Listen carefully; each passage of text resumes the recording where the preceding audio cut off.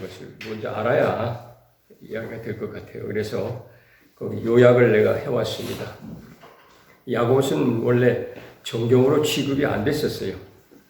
정경으로 취급이 안 되다가 AD 397년 카르타고 회의에서 비로소 정경으로 이제 인정이 됐는데, 왜 정경으로 인정이 되질 않았느냐? 처음에는 이 그리스도에 대해서도 뭐 하나님 또 성령이라든지 교회라든지 이런 것에 대해서 하나도 언급이 없습니다. 그런데 이제 가만히 보니까 성도들의 그 신앙생활에서 일으키기 쉬운, 저지르기 쉬운 소위 말하는 그 이 실수들, 잘못된 실수들, 허물들을 어떻게 그 치유를 해나가고 어떻게 해야 되느냐 하는 것을 교훈하는 내용이 대부분이었다. 이래서 이제 AD 397년 정경으로 채택하면서 이게 그리스도인들의 잠언서다, 뭐 이렇게 신학의 잠언서다, 이렇게 이제 결론을 내고선 그리스도인들의 생활 지침서다 결론을 내고선 그 정경으로 채택이 됐어요. 근데 이제 야고보서를 읽는 경우에 많은 사람들이 오해하는 것이, 야고보서는 행위로 구원받는다고 기록한 거 아니냐, 이렇게 오해들을 하는데 그게 아닙니다. 그게 아니고, 행위 구원을 말하는 것이 아니고, 믿는다고 하면서 믿음에 따르는 행함이 없는 경우, 또 그 믿음에 따르는, 하나님 말씀에 따르는 행동이 없이 그저 뭡니까, 그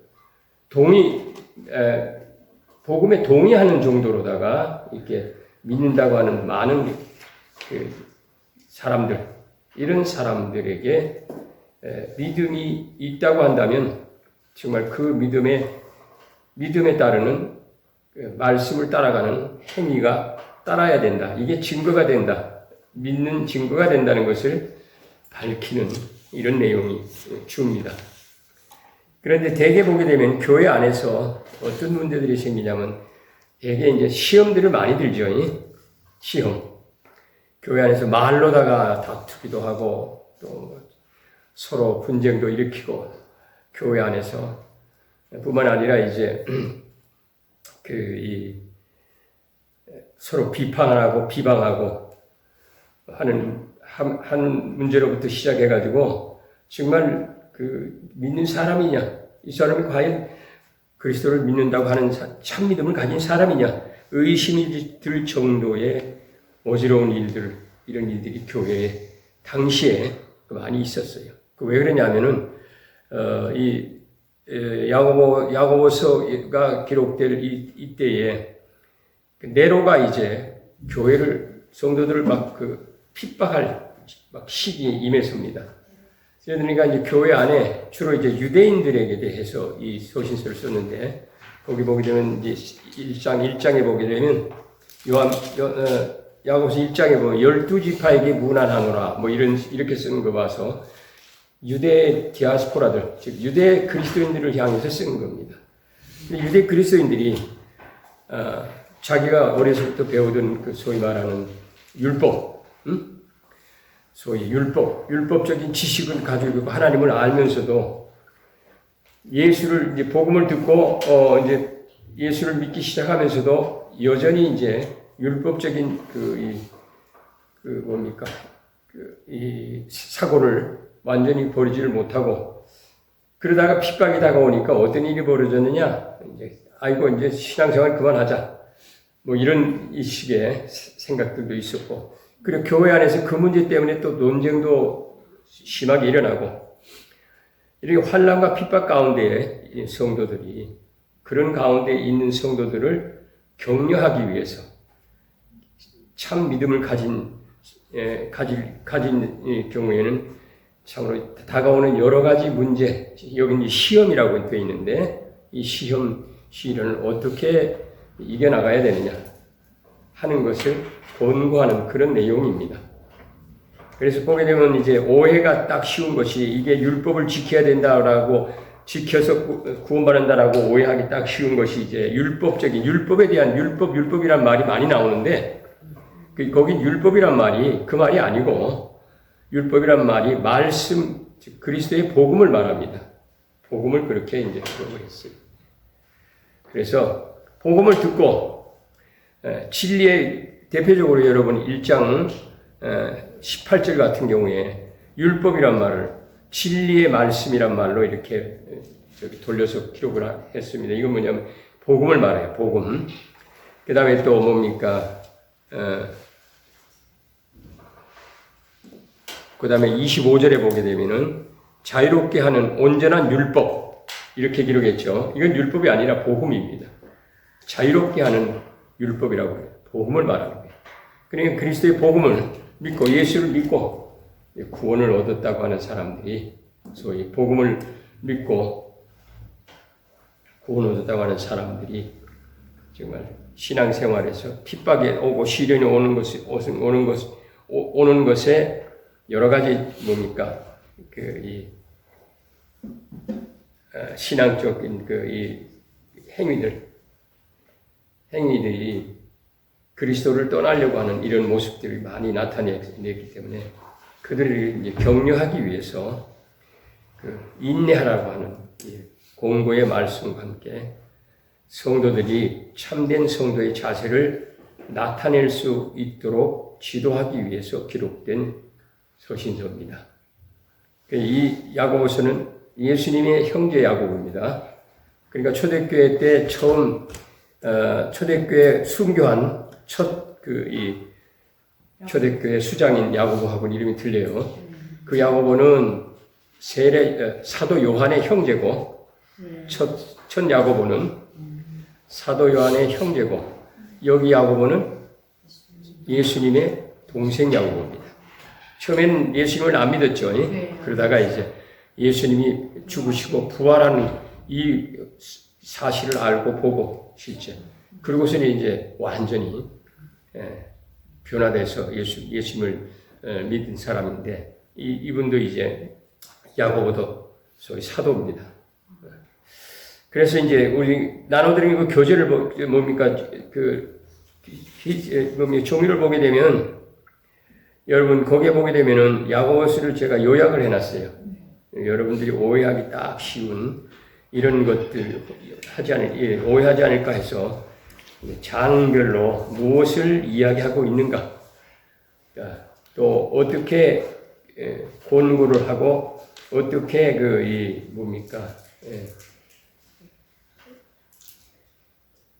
행해야 하는가 하는 것들 이런 것들을 이제 이렇게 구분을 해서 분류를 해놨는데 보시게 되면은 두 가지 이제 시험을 가지고 이야기를 합니다. 그러니까 첫 번째 1장 2절부터 뭡니까? 11절까지가 이제 또 시험이라는 말로 되어 있는데 시험이 아니라 이건 그냥 외부에서 다가오는 핍박이라든지 이런 것으로 인한 시련을 말해요. 외부에서 다가오는 시련. 이것을 이제 시험이란 말로다가 여기 이제 이렇게 번역이 되어 있습니다. 그래서 여러 가지 시험이라고 하는 것, 외부에서 다가오는 핍박이나 환난으로 인해서 시련당하는 것, 이것을 이제 말하고 그 후에 이제 12절부터 18절까지 이제 시험은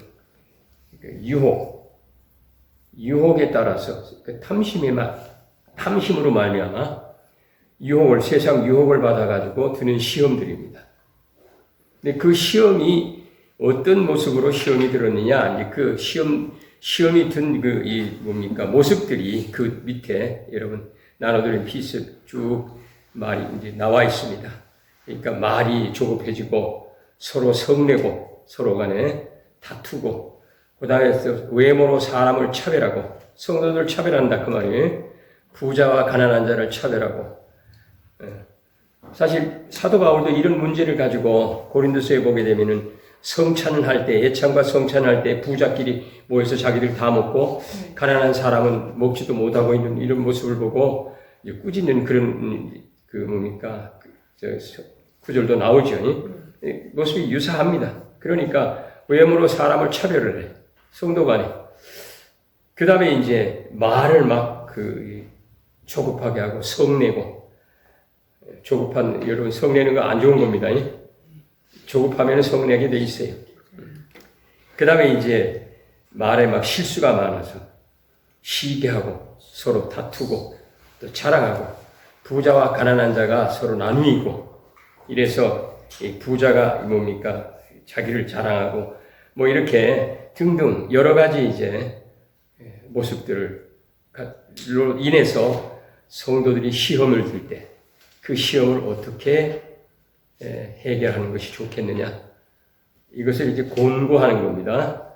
권고하고 그리고선 그것이 해결됐을 때 어떤 뭡니까? 하나님의 은혜가 있느냐 하는 문제까지 이것을 이제 기록한 것이에요. 보게 되면 자, 처음에 일반적으로 외부에서 다가오는 시험을 당할 때에 이것을 인내하고 기뻐하라, 오히려 기뻐하라 이렇게 말하고 있습니다. 믿음으로 인내하고 기뻐하라. 예수님께서도 여러분 산상수훈에 보게 되면은 너희가 핍박을 받을 때 어떻게 하라고 그랬어요? 기뻐하라고 말했죠. 10번째 산상수훈 10번째 교훈이 그렇습니다. 여러분 마태복음 6장을 한번 이렇게 펴보시면은 산상수훈이 나오죠. 5장입니까? 6장입니까? 산상수훈에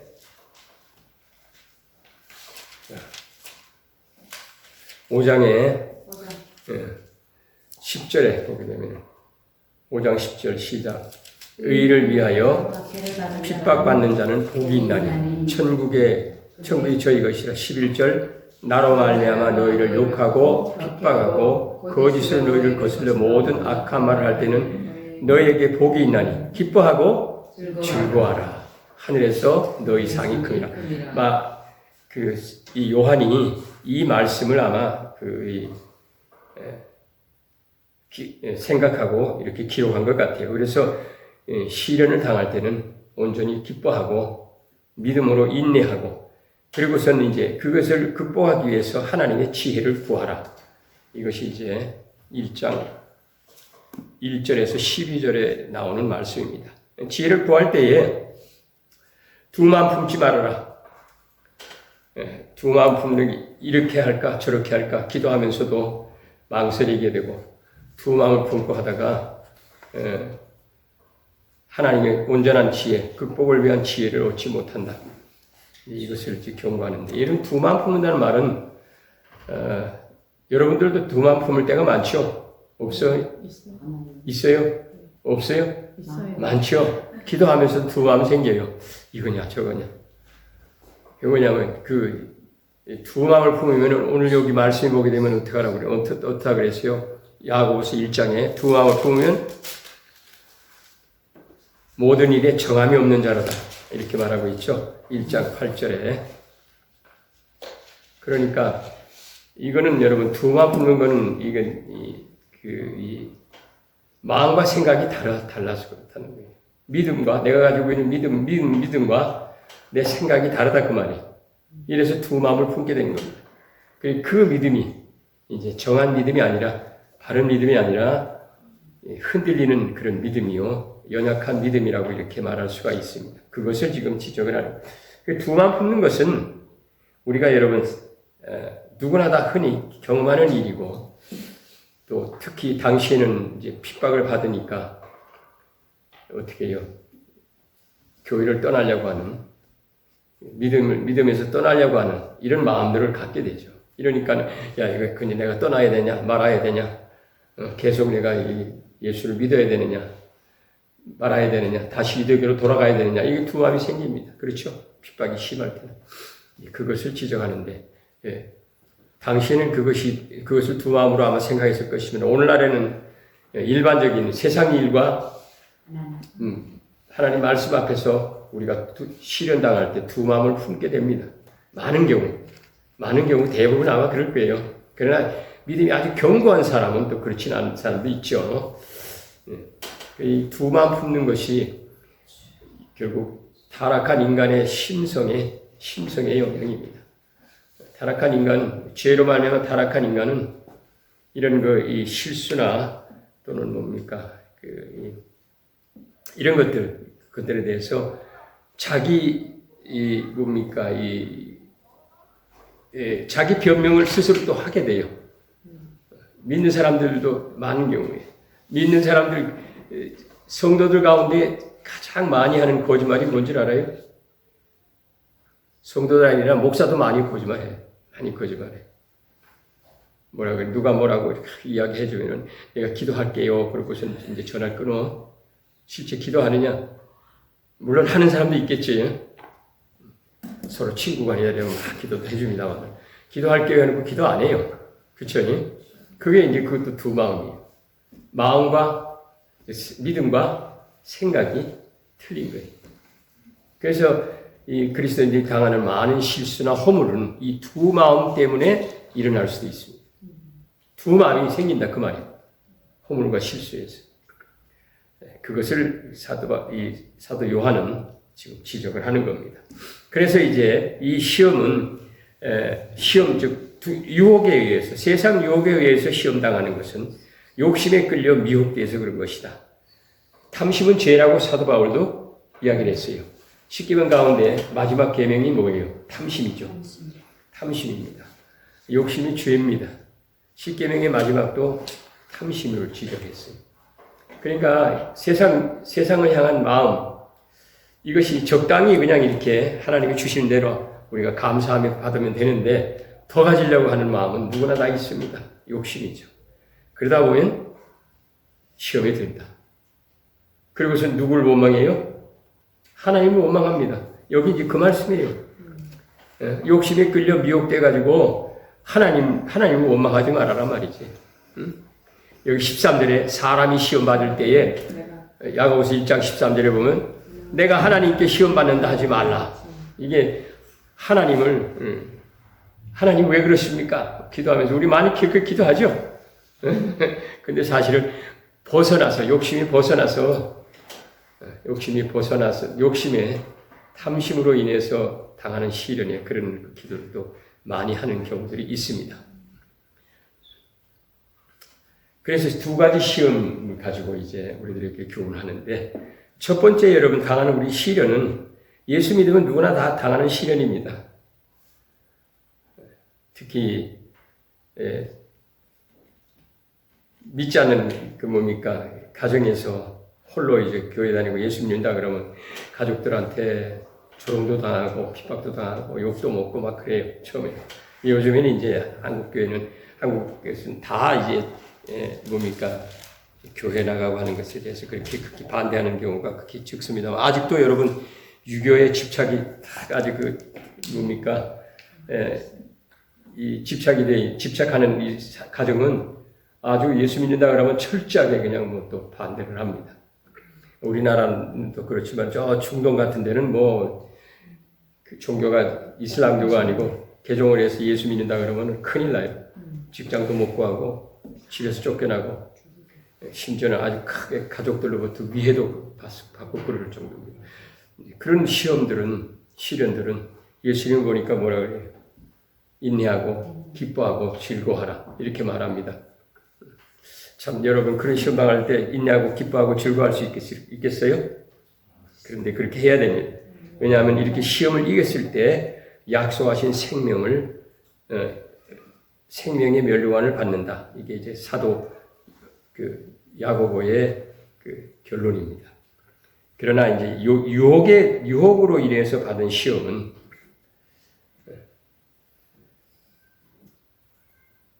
욕심에 끌려서 미혹된 것이다. 그러니까 원천이 인간 내부의 욕심의 죄 때문이다. 하나님은 그렇게 유혹에 따르는 그런 시험을 하는 분이 아니다. 하나님을 원망하지 말아라. 하나님은 항상 좋은 은사와 선물을 주시는 분이지 하나님은 시험하시는 분이 아니다 하는 것을 이렇게 권면을 합니다. 자, 그 이후에 나와 있는 여러분 말에 조급하고 서로 외모를 차별하고 형제를 비방하고 시기 다투고 하는 이 모든 것이 그 원인이 뭐예요? 뭘로다 이런 성도 간의 실수 또는 이렇게 허물이 나옵니까? 말입니다. 언어. 가만히 여러분 세 번째 단부터 1장 19절 이하부터 쭉 한번 보시면은 말이 조급하고 성내고 외모로 차별하고 그 다음에 말에 실수하고 시기하고 다투고 자랑하고 정욕으로 서로 뭡니까 다투고 싸우고 형제를 비방 판단하는 게 전부 다 말이에요. 말. 그래서 사실 그리스도인들이 오늘날도 뭐 그렇습니다. 오늘날도 그렇습니다. 당시에는 이 극심했을 거예요. 말로다가 서로 비방하고 판단하고 하는 경우가 많았을 겁니다. 왜냐하면 이 교회 자체가 유대인들을 향해서 쓰긴 했습니다만은 유대인들만 교회 유대인 그리스도인만이 그리스도인이 아니라 한 교회 안에 이방인들 또는 심지어는 로마 시대의 노예까지 같이 섞여서 예배를 드리고 그랬을 겁니다. 그렇죠? 그러니까는 자연히 이제 그에 대한 차별도 나오고 다툼도 나오고 그랬을 거예요. 거기에 대한 말입니다. 그러면서 특히 유대인 지파의 유대인 성도들에게 이렇게 기록을 한 것으로 되어 있어요. 자, 그래서 말이 여러분 가장 시험 들게 하는 또 시험을 들게 하는 요소다. 이래서 말 조심하고 혀쓰기를 조심하고 또 혀에 재갈을 물려라 하는 말까지 지금 합니다.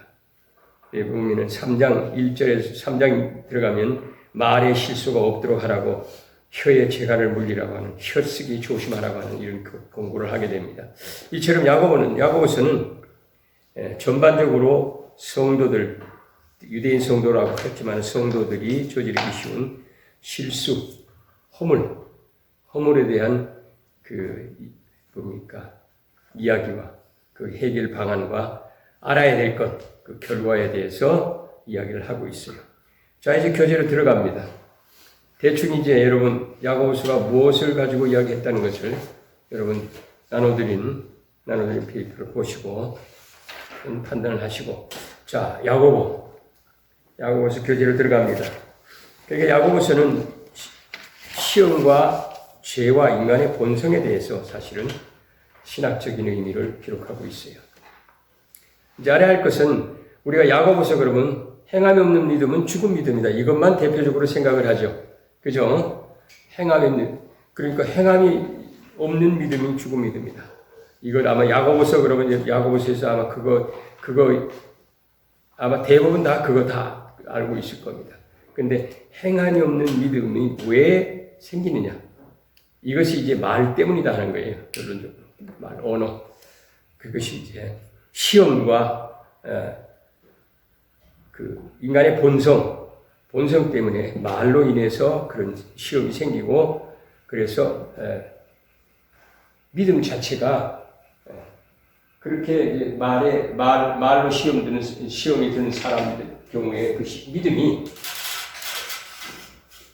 사도 바울이 말하는 믿음과는 차원 다른 믿음이다 하는 겁니다. 사도 바울은 믿음을 어떻게 했어요?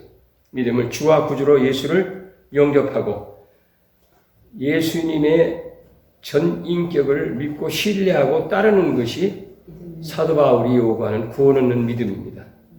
이해가시겠어요? 그냥 예수님을 주와 구주로 믿는다 그것만이 아니고 예수님의 전 인격을 믿고 신뢰를 해야 돼. 전 인격은 예수님의 지정의 모두 그것을 그대로 신뢰하고 예수님을 따르는 것. 쉽게 말하면은 예수님께 그냥 나를 맡기는 거예요. 나를 맡기는 믿음.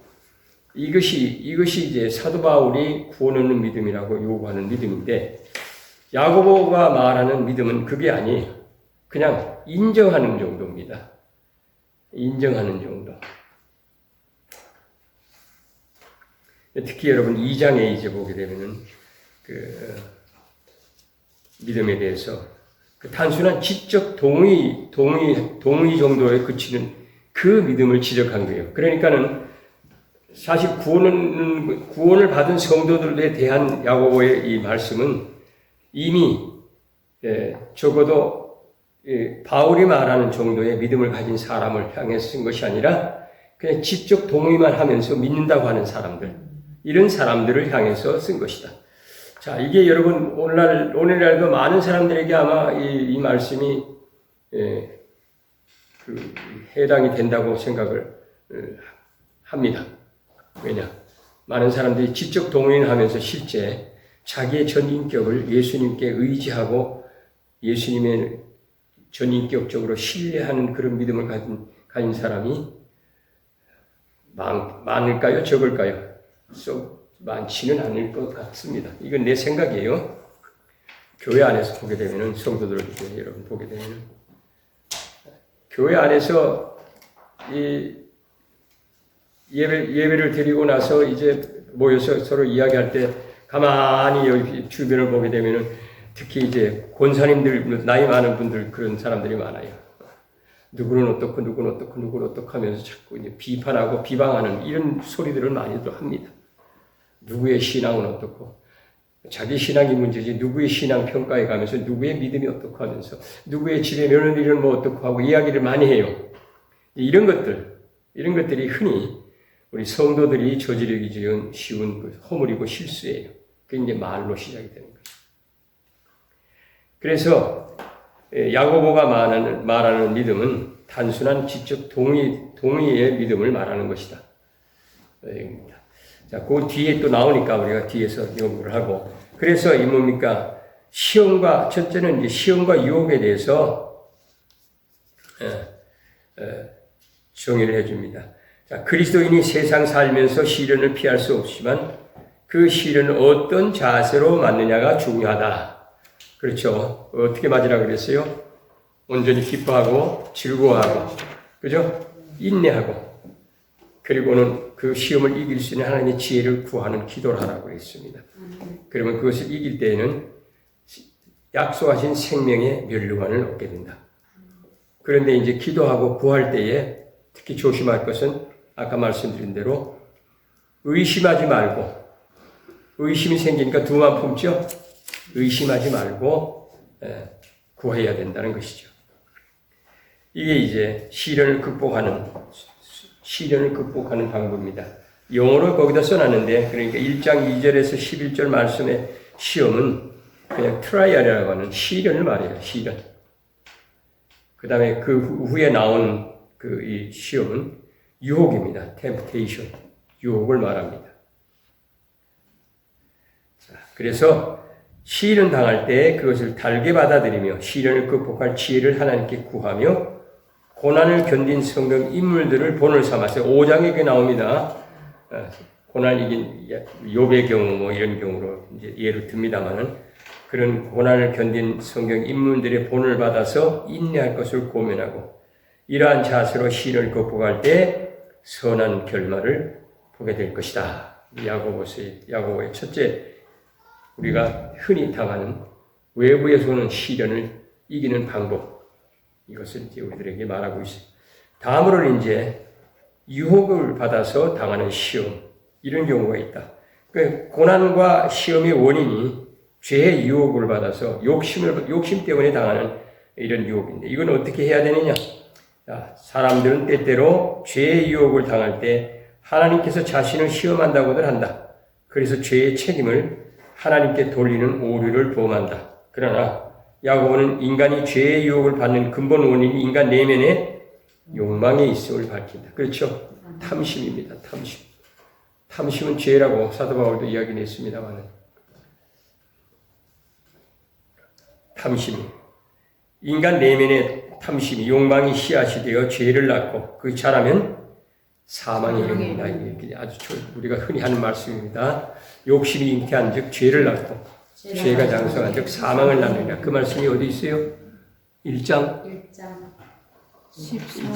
15절이죠. 15절. 그렇죠? 네, 흔히. 네, 맞아요. 그러니까 탐심이 깊어지면 죄가 되는 거예요. 그게 죄가 되죠. 죄가 죄인 줄 모르고 탐심을 계속 부리게 되죠. 그러다 보면 이제 두들겨 맞아요. 하나님께. 두들겨 맞고, 말씀대로 이제 행하지 못한 것에 대해서 회개하도록 하나님이 이제 두들겨 패기도 하십니다만, 어떻든 그런 유혹, 그런 죄의 유혹 때문에 당하는 시험, 이것을 내면의 욕망 때문이다. 그래서 그리스도인은 이런 경우에는 어떻든지 자신이 당하는 시험 책임을 하나님께 돌리지 말아야 된다. 왜 당시에도 아마 많은 대부분의 사람들이 하나님 왜 그렇습니까? 아마 하나님께 시험 당할 때 하나님께 책임을 돌렸던 모양이죠. 오늘날에도 많은 사람들이 시험을 하나님께 돌려요. 기도하면서 왜 그래요 하나님? 내가 뭐 잘못했어요? 내 욕심이 이렇게 지나치게 높아져 가지고 그걸 욕심인 걸 모르고 자기 생각을 가지고 추진하다가 행하다가 그만 덜커덕 뭡니까 시험에 들었어. 그러다가 기도하면서 하나님께 왜 그랬습니까? 왜 내게 이런 일이 일어납니까? 이런 그 기도들을 많이 하죠. 이제 그것이 하나님이 하신 일이 아니라 너 욕심 때문이다. 그 말입니다. 그래서 자신이 시험당하는 책임을 하나님께 돌려서는 안 됩니다.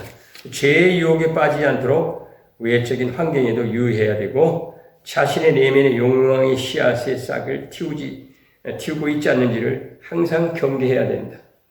우리가 그래서 성경에는 뭐라 그래요? 하나님이 우리에게 주신 대로 감사함으로 우리가 행해야 된다. 그렇죠? 하나님이 주신 대로 만족하고 감사하고 행해야 된다. 왜냐하면 하나님께서는 성경에 분명히 그랬어요. 하나님이 우리 인생을 책임지시는 분으로 되어 있습니다. 그렇죠? 우리 구원받은 사람, 예수 그리스도로 말미암아 구원받은 사람은 하나님이 인생을 책임지시는 분이에요. 그 책임지시는 말씀들이 수없이 우리들에게 주어졌어요. 그래서 성경에는 어느 분이 약 7,000가지의 하나님의 약속의 말씀이 있다. 이렇게 말합니다. 그걸 믿어야 된다. 그 말이에요, 우리가. 그걸 못 믿으니까 탐심이 생기는 거예요. 그걸 못 믿으니까. 그러니까, 좀 쉽게 말하면, 직장 생활에서 또 이제 뭡니까 일을 하면서 돈벌이를 하면서 그냥 뭐 돈이 좀 이제 많이 들어오다고 보면은 어떻게 해요? 뭐 주일도 그냥 오늘 주일은 가서 또 장사도 해야 되고 이런 식이야. 그러니까 이제 교회 예배 드려야 될 타이밍을 놓치거나 또는 포기하거나 하나님께 나가는 시간을 줄이거나 우리나라에 참 유명한 이 소금 장로 이야기가 있습니다. 소금 장로. 그분이 여의도 순복음교회에서 여러분 여의도 순복음교회 알죠? 여의도 순복음교회 장로님이었는데 아주 어려운 때 6.25 끝나고서 어려운 때 시절부터 장사를 했는데 소금 장사를 했어요. 소금 장사. 그러니까 당시에는 이제 지게에다가 소금을 지고 소금 사려 하면서 다니면서 소금 팔았어요. 그러고선 이제 주일만 되면은 뭡니까? 옷을 그때 다 갈아입고 아침부터 저녁까지 교회 나가가지고 봉사도 하고 예배도 잘 드리고 이러면서 이제 점점 이제 그 세월이 지나가니까 장사가 잘 되기 시작한 거예요. 소금을 가지고서 시계 장사하다가 장사가 잘 되니까 트럭에다 싣고 다니면서 작은 트럭에다 싣고 다니면서 장사를 하다가 이게 너무 잘 되네. 그래서 이제 염전을 샀어. 신안에다가 전라도 신안에 염전을 샀어. 염전을 사가지고 염전을 하는데 염전이 너무 잘 돼. 소금 장사 너무 잘 돼. 그러면 사울이 이제 이것저것 또 손을 대기 시작합니다. 그러다 보니까 어떻게 돼요? 바쁘죠? 바쁘게 되다 보니까 이제 거래처하고 이제 또 자주 만나게 되면 어떻게 해요? 주일 같은 때 이제 안 믿는 사람이야 주일날 다 하려고 그러죠. 쉬는 날이라고 그래서. 그리고 가끔 이제 같이 가가지고 이제 골프도 쳐줘야 되고 이러다 보니까는 주일 예배도 가끔 빠지게 되고 수요 예배 그렇게 열심히 다니는 새벽 예배는 말할 것도 없고 다 빠지기 시작했어요. 장사가 잘 되니까 돈을 많이 벌어. 하나님 그렇게 축복을 하시니까 너무 좋은 거예요. 그런데 어느 날 갑자기 이제 하나님이 손을 대셨어. 이러니까 기울기 시작합니다. 기울기 시작하는데 걷잡을 수 없이 막 부도가 나는 거예요. 작은 사업체부터 그냥 여러 사업체가 있었는데 그리고 알거지가 됐어요. 알거지가 된 거예요. 이래가지고선 이 사람이 알거지가 되고선 처음에 기도할 때 하나님 왜 그렇습니까? 하고 따졌겠죠. 그러다가선 나중에는 이제 자기가 정말로 하나님께 자기에게 주신 복을, 은혜를 잊어버리고 하나님 섬기는 것을 충성되이 섬겨야 되는데 충성되이 섬기는 것이 포기하고 주일 예배까지도 까먹게 되고 봉사는 저리 가라 이러면서 안 하고 이러다 보니까 하나님이 나를 치시는구나 깨달았어요. 그래서 이제 회개를 엄청 회개를 하고 기도원 올라가서 뭐 금식하면서 회개를 하고 돌아왔어. 돌아와가지고 다시 이제 회개를 하고 아주 밑바닥에서부터 다시 시작을 했는데 하나님이 또 이제 회복시켜 주셔서 사업이 잘 됐어요. 그래가지고 그 이제 가끔 간증을 합니다. 간증을 하는데 지금 그 사람이 죽었죠. 나이가 많아서 벌써 100세가 넘었을 겁니다. 100세 정도 됐을 거예요. 지금도 살아있다면 그 정도 됩니다만. 그래서 그런 그 이야기 간증을 듣게 되면은 우리가 생각하는 게 탐심이 어떤 일이 잘 돼. 그러면 사람이 탐심이 생겨. 욕심이 생겨요. 그러면 그것을 더 하려다가 그러면 시험에 들어버려요. 시험에 들 때 하나님이 시험한다고 생각한다고 말이죠. 근데 하나님이 시험하지 않는다. 욕심이 시험을 가져오는데 그 욕심을 가져오는 존재가 뭐예요? 욕심을 가져오는 존재가 세상과 마귀입니다. 그 말이 또 뒤에 밑에 나옵니다만은 세상과 마귀가 그 욕심을 가지고 사람들을 미혹을 하기도 합니다. 자, 이래서 고난이 뭡니까? 죄의 유혹으로 받는 시험은 내면의 욕망의 씨앗이 싹을 틔우고 있기 때문인데, 그래서 내면을 늘 돌아보고 자신을 돌아봐야 됩니다. 그 다음에 고난에게 이제 그 고난이 대한 교훈은 야고보서가 쓴 고난은 종말론적인 특징을 드러냅니다. 즉 예수님이 재림이 오심을 간절히 바라고 참고 인내하라는 말로 권면을 합니다. 예수님이 오심을 이때만 하더라도 예수님의 재림에 대해서 사람들이 굉장한 관심이 많았어요. 예수님이 지금은 2000년이 이렇게 늘어졌습니다만 베드로는 이제 그것을 어떻게 이야기합니까? 예수님 오심이 하나님의 날은 하루가 1000년이고 1000년이 하루다. 그래서 이렇게 늘어진다. 이렇게 이제 하나님의 시간으로 보면 아무것도 아닌데 인간이 그렇게 이제 간절히 바라는 재림을 그렇게 말하고 있습니다만 어쨌든 당시에는 예수님의 재림이 굉장히 가까운 것으로 그렇게 봤어요. 사도 바울도 재림에 대해서 데살로니가서에 보게 되면 재림에 대해서 말씀을 많이 합니다. 강림에 대해서 이야기하면서 사도 바울의 결론은 재림을 예수님의 오심을 사도 바울도 뭐 오해를 했는지 모릅니다만 굉장히 가까운 것이다라고 아마 생각을 하지 않았나 생각을 해요. 그러나 지금 이제 그때 시간으로부터 지금 2000년이 흘렀어요. 2000년 가까이 흘렀습니다만 그런데 실제 이제 2000년 흐르고 나서 보니까 시간적으로 우리가 마태복음 24장에 있는 말씀을 놓고 보면 굉장히 주님의 재림이 가까운 시기에 와 있다. 이렇게 우리가 보는 겁니다. 그래서 어떤 분이 그래 시계를 그려서 이야기를 합니다. 5분 전이다. 예수님 12시에 오시는데 밤 12시에 오시는데 5분 전 11시 55분에 지금 와 있다. 그 시기를 우리가 살아간다. 뭐 그러고 말하는 분도 있습니다. 어쨌든 그러니까 예수님의 오심을 간절히 대망하면서 참고 견디기를 공고를 합니다. 인내하는 거죠. 그래서 여러분 인내가 신앙의 표준이라고 하고 그렇고 신앙의 가장 큰 요소입니다. 인내. 신앙생활 하는데 인내 없이는 신앙생활을 못하죠. 그래서 이 사랑도 여러분 고린도서 13장에 사랑장이라고 그러죠. 사랑도 어떤 사랑을 이야기를 했어요. 사랑 모든 것을 믿고 모든 것을 참고 모든 것을 견디고 또 모든 것을 다 잊어버렸죠. 참고 바라고 견디고 인내하는 것. 이것이 사랑이다 그랬어요. 사랑의 요소를 인내로 봤습니다. 고린도전서 13장 마지막은 아니죠. 자, 한번 찾아 읽어보세요. 사랑은 모든 것을 믿고 모든 것을 참고 모든 것을 바라고 모든 것을 견디느니라. 그렇죠?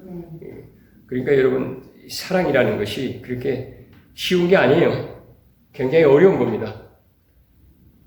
그러니까 하나님의 사랑, 하나님이 우리를 사랑하셔서 당신 자신의 아들을 뭡니까? 독생자를 보내시고 십자가에 죽기까지 우리들에게 뭡니까? 우리의 죄를 대신하도록 하셨어요. 그게 하나님 사랑이라고 그럽니다.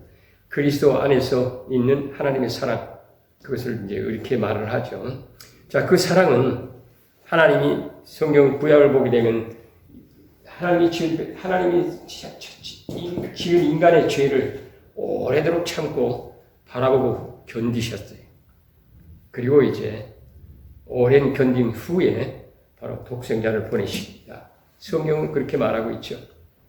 그 사랑 자체는 요즘 자녀들도 다 길러봅니다만 참 어린아이가 귀여우니까 사랑스러우니까 참고 또 견디면서 어린아이를 기르고 양육하죠. 그렇습니다. 바로 우리가 여러분 당하는 고난은 일종의 이제 우리의 그 믿음을 더 견고하게 하려는 하나님의 계획이면서 하나님의 사랑의 발로다. 이렇게 우리가 생각할 수가 있습니다. 자, 두 번째 이제 그래서 인간의 죄와 인간의 본성에 대해서 사도 야고보는 어떻게 이야기하고 있느냐? 그러니까 인간의 도덕적인 실패, 다시 말하면 실수와 허물은 여기 인간은 그리스도를 말합니다. 그리스도인들의 허물과 실수, 이건 도덕적인 실패라고 이렇게 제가 기록을 했는데 이거는 이중성, 즉 두 마음과 악한 충동, 욕심 때문이다. 이렇게 지금 야고보는 보고 있다 그 말이에요. 두 마음을 보고 마음이 두 갈래 이중성이에요. 이럴까 저럴까 여기도 이제 여러분 우리가 1장 6절에도 그렇게 돼 있어. 의심하는 마음, 그죠? 마음과 생각이 달라. 믿음과 의심을 가지고 마음과 생각이 다르단 말이에요. 이중적인 자세죠. 그러니까는 이중성 때문에 또 악한 욕심 때문에 결론적으로 시험을 당하게 됩니다. 그래서 인간의 죄는 단순히 겉으로 드러난 행위의 차원이 아니고 내적인 온전함을 결여해서 마음과 생각의 통일을 이루지 못한 데서 기인한다. 이렇게 이제 본 겁니다.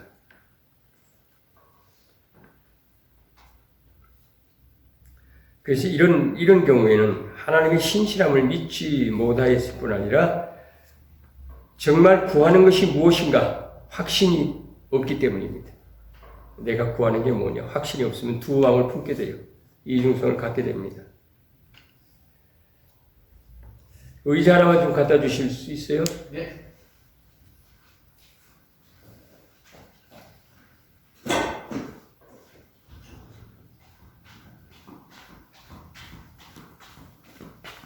여기 좀 앉아서 할게요.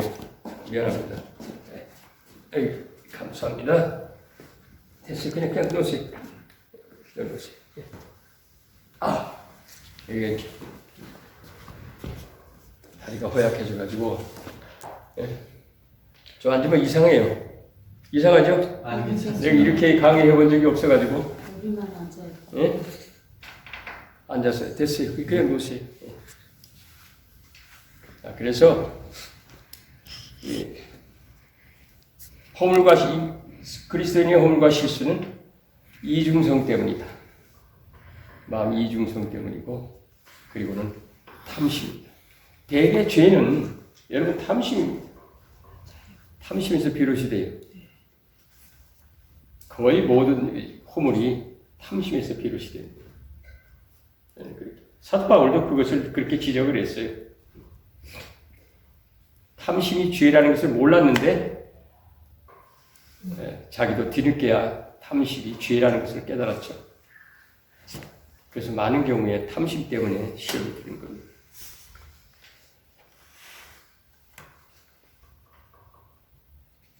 그래서 이 두 마음이라는 표현은 두 마음이라는 말 그 일장에 나옵니다만 한 입으로 하나님을 찬송하고 사람을 저주하고 그러니까 한 입에서 서로 다른 경우가 나온다 그 말이죠. 하나님을 찬송하는 입에서 다른 사람을 욕하고 저주하는 이런 모습을 이제 두 마음을 가진 경우라고 이렇게 이제 표현을 한 것입니다. 하나님과 세상을 동시에 가까이 하려고 한다. 그래서 두 마음이 죄의 뿌리이자 본질로 야고보는 인식하고 있다. 그 다음에 이제 악한 충동, 욕심에 대해서 야고보는 인간의 내적 욕구와 외적 유혹에 반응하는 것이다. 예, 이건 좀 철학적인 말이긴 합니다만은 인간의 내적인 욕구가 외부의 유혹에 반응을 하는 것이 악한 충동, 욕심이다. 그 말이죠. 외부의 자극에 유혹을 받는 것이. 그러니까 장사가 잘 돼, 돈 많이 벌어. 조금만 더 그냥 시간을 조금 더 할애하면 더 많이 벌 것 같아. 그래서 주일도 범하게 되고 이렇게 되는 거예요. 그러니까 내부의 욕구가 외부의 그 유혹들 때문에 반응하는 이것이 바로 악한 충동이라고 본 것입니다. 그래서 이 욕심이 죄를 낳고 죄가 장성해서 사망에 이른다. 사망이라는 의미는 아시죠? 네. 사망이라는 뜻이 뭡니까? 우리 몸이 죽는 거예요. 그것도 사망이죠. 하나님과 단절이 되는 거, 관계가. 하나님과 관계 단절입니다.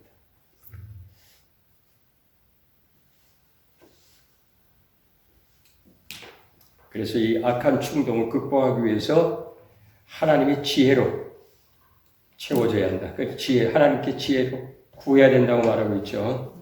하나님의 지혜. 여러분 기도해보셔서 잘 아시지만은 어려운 일 당하고 시련 당할 때 결국은 돌이키고 회개하고 하나님께 구하게 되면 또 말씀으로다가 위로도 하시고 하나님 말씀을 위로하시고 그 말씀으로 하나님이 해결책을 알려주십니다. 이런 경우 조금 비유가 될지 모르면 제가 이제 신앙생활을 이제 쭉 하면서 하다가 사업을 한답시고 이제 직장을 그만두고 사업을 시작한다고 사업을 했어요. 직장도 대한민국에서 제일 좋은 최고의 직장을 다닌 사람이에요. 삼성그룹. 근데 이제 내가 원래 삼성전자를 하고 싶었는데 삼성물산에서 이제 근무를 하면서 해외 주재원으로 파송이 됐어. 그러니까 당시에 1970년도니까 누가 봐도 좀 부러운 그런 자리였어요. 그러니까 이제 교만해진 거지. 교만해졌잖아요. 그도 이제 가서 파견돼서 주재원 한 곳이 어디면 독일이요, 독일. 서독에서. 서독 프랑크푸르트에서 주재원 생활하니까 세상이 안 보이는 게 눈에 안 차. 그러니까 교만해졌지. 교만해진 데다가 이제 승진도 남보다도 빨리 되고 하니까 너무너무 내가 세상을 보기에 요만하게 본 거예요. 조그맣게. 이거 사업을 시작해보자.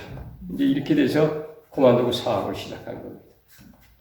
사업을 시작하는데 10년 동안 죽도록 고생만 했어.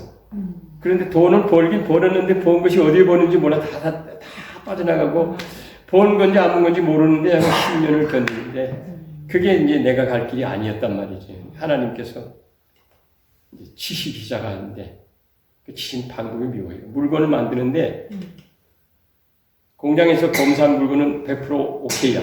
근데 이 물건이 가게 되면 불량이 나서 반품이야. 이게 한두 번이 아니에요. 다시 가져와가지고 검사를 해서 또 보내게 되면 불량 또 오고. 그러니까 한 달에 매출이 그냥 10분의 반토막이 아니고 10분의 1로 뚝 떨어지지. 처음에는 잘 나가다가. 그러니까 문을 닫을 수밖에 없잖아. 오음이 막 부도가 나고 하니까. 문을 닫아야 돼. 문을 닫고선 쫄딱 망했지, 이제. 가진 거 다 차압당하고, 압류당하고, 집 있는 거 다 날리고. 그래가지고선, 이제 애 둘, 중학교 다니는 애 하나, 그 다음에 고등학교 1학년 들어가는 애 하나 데리고 우리 집사람하고 둘이서 남의 집 이제 지하 물질질하는 방 둘인데 들어갔다.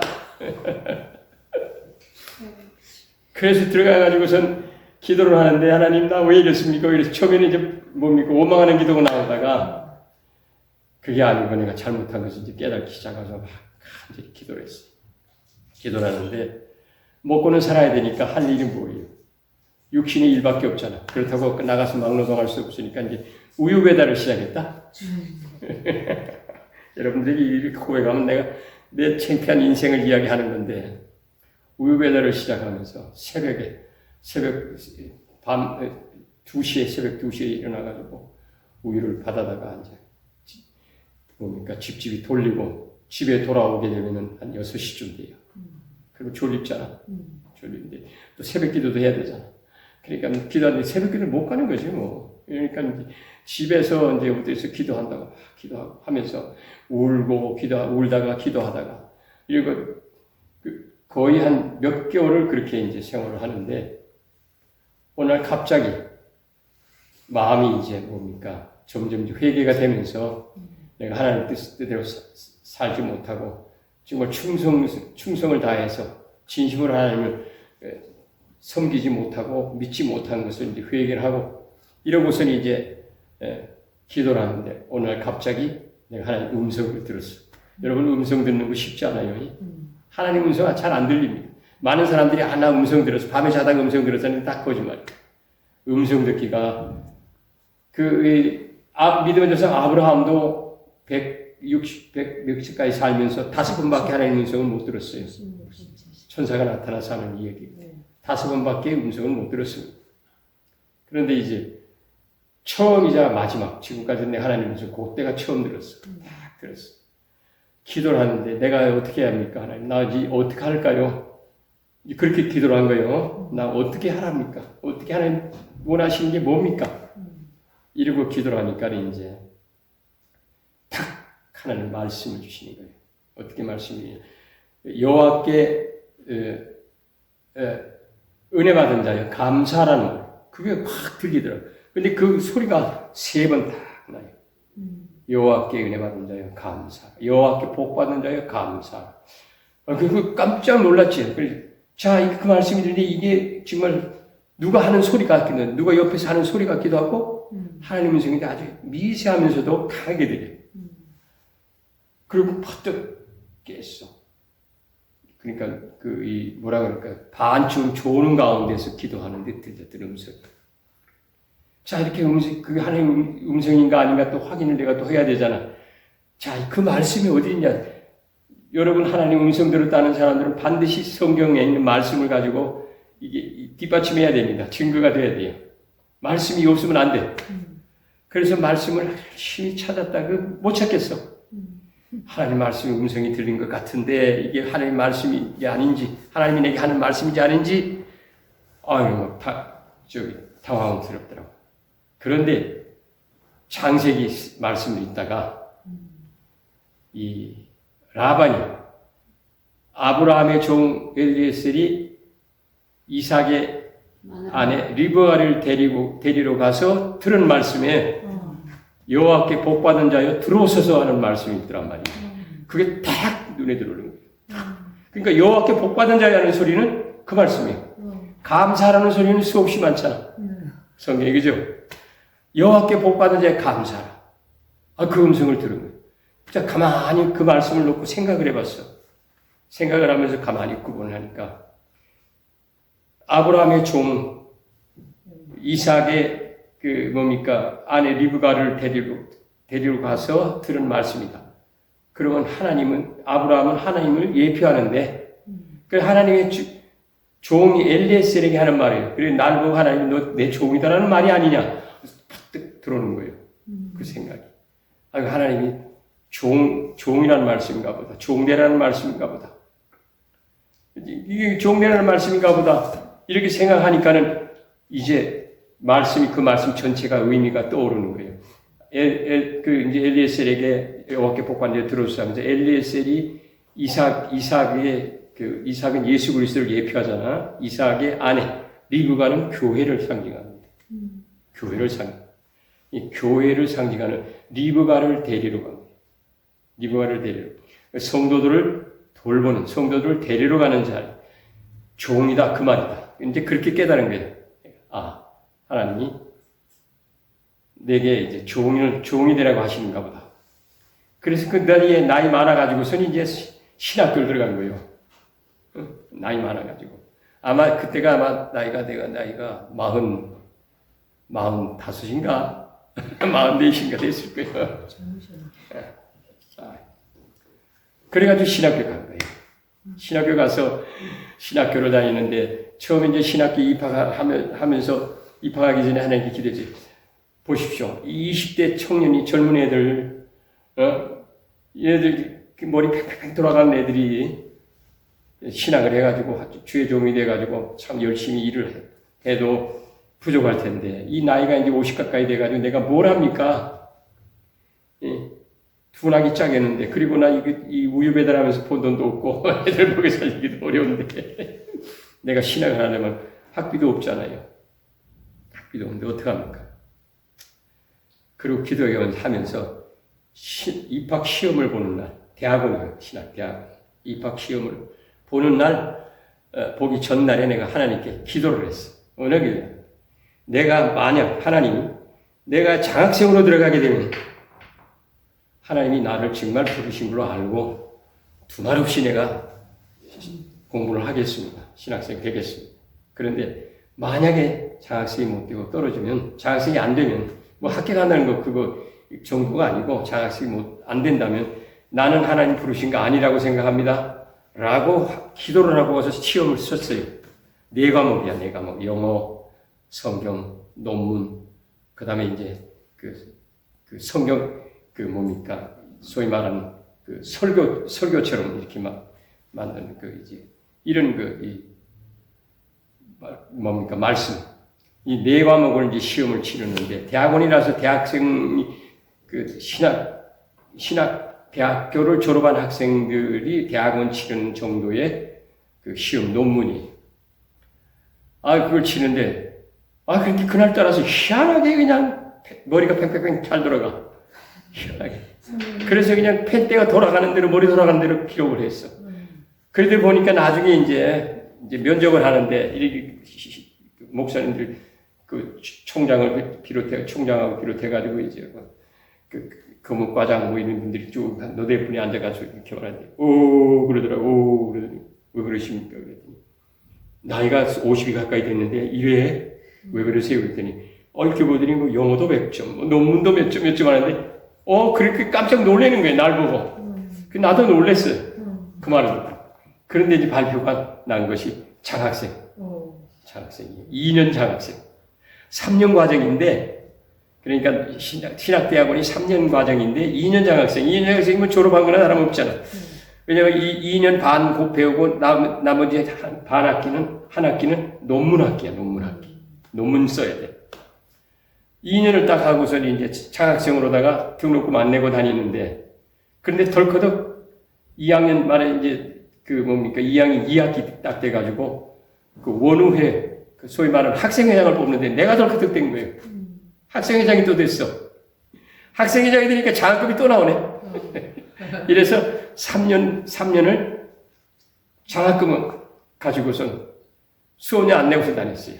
그러니까 하나님이 나를 이제 여호와께 복받는 자여 감사라는 그 말씀을 가지고 나를 종이 되라는 말씀을 하신 것을 깨닫게 하시고 종이 되도록 하나님께서 나를 그렇게 만드시기로 작정을 하셨던 것 같아. 그래서 이제 나이가 많아도 두말 없이 이제 내가 신학을 해야 되겠다. 이래서 공부를 마치고 그리고선 이제 왔는데 자 나이 많으니까 어디 이제 돈이 없으니까 개척을 해야 할 수도 없는 거고 나이도 많으니까 어디 갈 수가 없잖아요. 그래서 덜커덕 이제 해외에서 이제 부르더라고. 해외로 가라고. 그래서 간 것이 카타르예요. 카타르가 어딘지 알아요? 카타르가 저 바레인 바로 옆에 사우디아라비아 옆에 이렇게 쭉 이렇게 나온 우리나라 LNG 제일 많이 수입하는 나라. 그리고 그 선박 제일 많이 우리나라로부터 수입하는 나라 카타르. 거기에 간 거예요. 거기에 이제 선교사로 갔어. 선교사로 가가지고 갔는데 가서 보니까는 한인교회가 있더라고. 한인교회가 들어가. 한인교회 한 16명이 앉아서 예배 드린다고. 몰래 예배 드린다고. 그 한인교회 가가지고 하다가 거기에 이제 담임 목사가 돼주세요 하고 담임 목사로 세움을 받았어요. 그래가지고 한인교회에서 이제 하면서 선교 목사로다가 목회를 하는데 거기서 배운 거지 뭐. 하면서 교회가 15명 정도 있는 교회 그때 이제 카타르가 막 그 개발을 막 할 때인데 그때 GS 건설도 나오고 삼성 건설도 나오고 막 그랬어요. 그때 이제 하니까 건설 회사를 찾아가가지고 중심으로 내가 삼성이 있으니까 삼성이 있다는 핑계로 삼성건설 찾아가면 삼성에 있었습니다. 그러면 다들 예 그렇습니까? 이렇게 가가지고 이제 전도하고 GS건설에 가서도 전도하고 해가지고 교회가 한 100여 명 정도 됐었어요. 부흥을 해서. 근데 너무 오래 있다가 보니까 이게 또 문제가 생겼어. 뭐냐. 딸내미가 덜커덕 이제 암이 걸린 거예요. 혼자서 남겨놓았으니까. 아들은 이제 직장에서 먹고 자고 하면서 집에도 안 들어오고, 딸은 이게 혼자서 이제 그 유치원 교사 하면서, 대학교 신학대학교, 얘들 총회 신학대학교, 총신대학교 유아교육과를 나왔어. 그래서 덜커덕 암이 걸린 거예요. 암이 걸리니까 혼자서 엉엉 울면서 전화를 한 거야, 이제. 그러니까 어떻게 돼? 우리 집사람이 부랴부랴 짐을 싸가지고 이제 서울로 돌아왔지. 돌아와가지고 보니까는 암이니까는 이거 위험하잖아. 암 4기가 되었어요. 유방암 4기. 죽을 병이야. 그런데 참 하나님이 또 살리신 거예요. 당시에 이제 연세대학교 세브란스 병원의 그 외과 수술 과장이 국내 최고의 암 박사였어. 덜커덕 그 사람하고 연결이 된 거예요. 그래가지고 당장 병원에 진찰 가가지고 그날 이제 수술 들어갔어. 수술 들어가가지고선 돈이 엄청 들어가잖아. 그러니까 그냥 있는 놈들 다 또 거기다 꼬나박았다. 그러고 나서 나도 지쳤어. 집안의 문제 때문에. 그래서 6년 만에 짐 싸가지고 하나님 나 갈래요. 그러고서 짐 싸가지고 왔어요. 국내에 들어왔습니다. 이제 그런 과정을 거쳐가지고 지금 온 거예요. 근데 음성을 듣는 경우가 있단 말이지. 하나님 음성을. 딱 내가 이제 3마디 한 번 들었어요. 여러분 음성 들어보시죠. 그런데 하나님 음성을 들었다고 많은 사람들이 그런 간증들을 합니다. 근데 하나님 음성 들었으면 그것이 어떤 음성인지 성경의 뒷받침이 되어야 되는데 말씀으로 뒷받침이 되어줘야 됩니다. 하나님은 당신의 말씀을 가지고 우리들에게 말해요. 성경 말씀을 가지고. 그러니까 내가 하나님 음성 들었어요. 무슨 음성 들었어요? 또 무슨 꿈 꿨어요? 성경의 말씀으로 뒷받침이 됩니다. 이거 여러분 확실해야 됩니다. 그러니까 음성 듣고 또 꿈을 환상을 봤다는 사람도 많습니다. 요즘에 보게 되면 지옥에 갔다 왔다 하는 사람도 있고 환상을 봤다는 사람도 있는데 하나님은 반드시 당신의 말씀을 성경 말씀을 가지고 뒷받침을 해주셔요. 당신의 뜻을. 그리고 환상 보고 꿈꾸고 말씀 들었다는 건 당신 뜻을 밝힌 거잖아요. 그러니까 하나님이 당신 뜻을 당신의 말씀을 가지고 뒷받침해 준다 그 말이에요. 그러니까 여러분들이 혹시 음성을 들었다, 꿈을 꿨다, 환상을 봤다 하면 하나님 말씀이 어디 있나 찾아보시라고. 그 말씀이 뒷받침되면 그럼 확실하게 하나님이 하신 말씀이고 그게 아니면은 그냥 헛거들은 거야. 헛거들은 것일 수 있다. 할렐루야. 네. 조금 쉬었다 합시다. 네. 조금 쉬었다 할까요? 네. 참외 좀 준비했습니다. 예? 과일 좀 주세요. 예. 과일이요? 네. 예, 고마워요. 갑시다. 과일 줍시다. 그럼 박수.